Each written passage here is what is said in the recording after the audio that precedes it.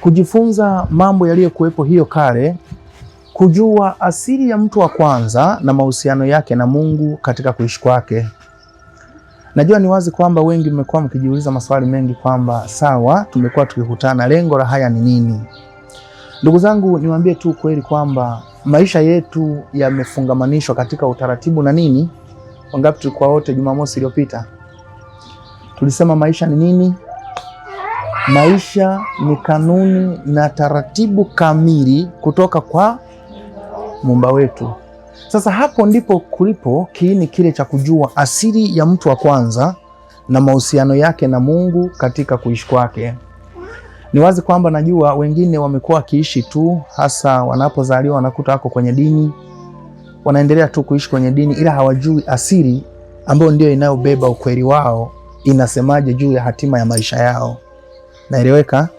Sasa kwa sababu kama hivyo, ndio maana tumekuwa na utaratibu wa kuendelea kujifunza ya msingi na ya muhimu katika kuishi kwetu, kuhakikisha kwamba kila jambo linalojitokeza katika maisha yetu liwe linaeleweka na kufahamika na kujulikana mwisho wake ni nini, faida yake ni nini na kwa nini liko hivyo.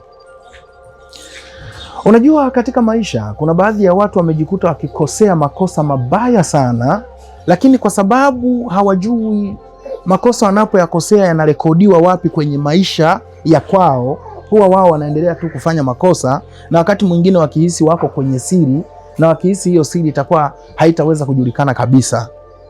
Ninaeleza hivyo na maana kubwa sana. Kuna baadhi ya watu wamepoteza maadili, wanafanya vitu vya hovyo na vibaya kabisa pasina hofu wala mashaka yoyote, wakihisi kwamba labda kwa sababu wao wana nguvu na wana uwezo kwamba wamefanya kilicho faida kwenye maisha yao, hali ya kuwa ni upotofu kabisa. Ninapoeleza hivyo nina maana kubwa sana. Nitatoa mfano. Ni juzi tu kuna kijana kutoka nchini Kenya, kama mnavyojua kwamba mimi ni kiongozi wa kiroho katika misingi ya jadi kwa dunia yote, na niliwahi kuambia, nikatoa hata sifa ya ulimwengu au ulimwenguni, kwa sababu kuna baadhi ya sayari, pia kuna baadhi ya viumbe wanategemea taarifa zangu ili kuweza kuendelea na wao kujisimamia kwa ya kwao. Niliwahi kuwafafanulia juu ya habari ya utofauti kati ya ulimwengu na nini? Wangapi kumbukumbu hiyo mnayo? Kwamba dunia ni nini na ulimwengu ni nini? Dunia tulisema ni hii sayari ambayo tayari tunaishi, lakini iko ndani ya ulimwengu. Ulimwengu ndio hii galaxy ambapo inabeba zaidi ya sayari 9 kwa kadiri ya maelezo ya makartografa wa kijiografia ambao waliweza kurekodi hivyo kupitia wenzetu wanaelimu wa Giriki kwamba zipo sayari 9. Lakini itoshe tu kuambia wazi kwamba sayari ni zaidi ya 9, na hayo yote nilizungumza. Sasa katika baadhi ya sayari pana baadhi ya viumbe ambao kwa kweli wamejitokeza kwa uwazi na wamependelea pia kusimama pamoja na sisi, na wao pia wakieleza wazi kwamba maneno na masomo tunayoyafundisha ni ya muhimu sana kwa jamii za viumbe wote. Kwa jamii za viumbe, ninapozungumzia viumbe wote, haina maana kwamba viumbe wanaishi duniani peke yake. Niliwaambia tunafungua kitabu kimekamilika hivi, kinapangwa kwa ajili sasa ya kugawiwa kwa watu, ili watu waanze kuona mema ya kuishi kupitia asili ya mila, desturi na utamaduni. Mara nyingi nimekuwa nikiwaelewesha wazi kwamba mimi ni Mfalme Dr. Fadhili, kiongozi wa kimila, jadi, asili na utamaduni, lakini pia ni kiongozi wa kiroho katika misingi ya jadi. Hayo maneno ni makubwa sana, kwa asiyejua hawezi kuelewa, ila kila kukicha wanaofahamu na wanaoelewa wanajua umuhimu wangu katika jamii. Na ndio maana kuna nyakati nyingine tumekuwa tukielewesha watu wazi kwamba dunia yetu Mungu alituumba tuishi kwa wepesi, isipokuwa ugumu wa maisha umewakuta wengi kwa sababu wamekiuka mema ya kuishi. Kila jambo utakalolifanya katika hii dunia, jua wazi kwamba hilo jambo utalipwa. Ukitenda wema umejitendea mwenyewe, ukitenda ubaya umejitendea mwenyewe, na mema yako ndiyo malipo yako ya wema katika kuishi kwako. Mabaya yako ndiyo malipo ya ubaya katika kuishi kwako. Kuna baadhi ya watu kwa sababu wana nguvu, wakati mwingine wana uchawi. Nimekuwa nikielezea wazi kwamba wewe kwa kuna nguvu unaamua uonee watoto wa watu na waua, unawaroga ovyo, unaroga watu wasio na faida. Sasa hivi kumekuwa na wimbi kubwa sana la kusingiziana tu mambo, na ni bahati mbaya kwamba watu wanasingiziana mambo ya hatari, kwamba inafika hatua unamsingizia mtu akaharibikiwe.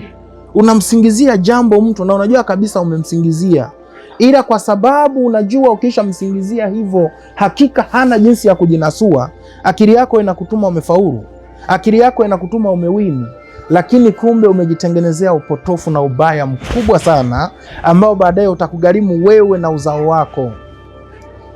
Ndio maana nimekuwa nikiwaelezea wazi kwamba chochote utakachokifanya hakiishii kwako peke yako, ni kwako wewe na uzao wako.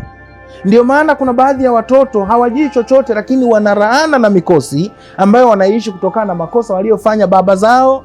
Wanalaana na mikosi ambayo wanaishi kutokana na matatizo na mabaya waliofanya mama zao. Si kama naeleweka? Wangapi mmepata chakula cha ubongo leo? Wangapi mmepata sumu ya ubongo leo? Hapo sema sumu ya ubongo, maana kuna wengine hufika kwenye darasa akiwa na makasiriko, na pengine kwa sababu labda yuko katika ndoa mume amemtukana, au yupo katika ndoa mke amemtukana, au amekerana kwa namna yoyote, tayari pale anapata itirafu katika upande wa utimamu. Na ndio maana tunasema afya ya akili inakuwa imebeba sumu, ambayo sumu hiyo inakuwa inaendelea kumtafuna, na mwisho wa siku penginewe anaingia nayo hapa. Nimetoa mfano wa rafiki yetu kutoka nchini Kenya. Kama nilivyowaeleza wazi, mimi ni kiongozi wa kimila, jadi, asili na utamaduni, lakini ninayetoka katika himaya ya Nyarutambwe, Manyovu, Kigoma, Tanzania. Lakini pia mimi ni kiongozi wa kiroho katika misingi ya jadi, ambapo haya masuala ya kiroho katika misingi ya jadi ni kwa dunia yote na ulimwenguni, ndiko tulikoanzia. Huyu rafiki yetu kutoka Kenya, yeye anadaiwa, na ni wazi kwamba alikuwa anadaiwa milioni 3 za Kenya. Milioni ngapi? Wangapi mnafahamu milioni 3 ni sawa na kiasi gani kwa fedha ya nyumbani Tanzania? Wangapi mnafahamu milioni 3 ya Kenya ni sawa na kiasi gani cha Tanzania? Maana ni bahati mbaya kubwa kwamba yule mdeni wake amekuwa akimsumbua akiomba fedha yake, na kwa maelezo ya huyu mdaiwa, baada ya kunipigia simu, si kwamba fedha hana, fedha anayo, naeleweka, ila hataki tu kumpa. Unajua kuna roho zingine zinapendekeza tu umdhulumu mtu, yaani ukishakuwa na roho mbaya kama umelaaniwa, yaani kuna wakati roho yako inapendekeza tu umdhulumu mtu, ambao nimewaeleza dhuluma huwa ni mbaya sana. Nimekuwa nikiwaambia mambo ya namna hiyo. Yule Mkenya akanipigia simu akaniambia, tafadhali mfalme, nimefuatilia mambo yako mitandaoni, nimejiridhisha pasipo shaka wewe pekee ndiye unaweza kunisaidia. Mdeni wangu ananisumbua sana, nataka tumfunge. Si kama naeleweka? Nataka tufanyeje? Tumfunge asinidai tena. Nikamuuliza maswali, alikukopa? Akasema ndiyo, alinikopesha kiasi fulani nikachukua kutoka kwake. Aha, sasa kama umechukua, kwa nini hutaki kumpa? Akasema unajua, yana amekuwa ananisumbua sana, kwa hiyo mimi nikaona tu bora tu mfalme tumfunge. Nikaambia ndugu yangu, kumfunga inawezekana, ninahitaji unipatie Laki 6 za Kenya. Laki ngapi? Laki 6 za Kenya ni sana shingapi ya nyumbani Tanzania? Pigeni mara 18, milioni 6. Nikamwambia na milioni 3 za Kenya ni sana shingapi ya Tanzania? Milioni 30. Sasa nimemwambia nipatie Laki 6 za wapi? Za Kenya. Ninamfunga na hata kudai tena. Jamaa alifurahi sana. Sasa wakati wa process akataka kunilipa. Nikamwambia ndugu yangu, naomba nikupe somo leo ambalo pengineo ulikuwa we hauna.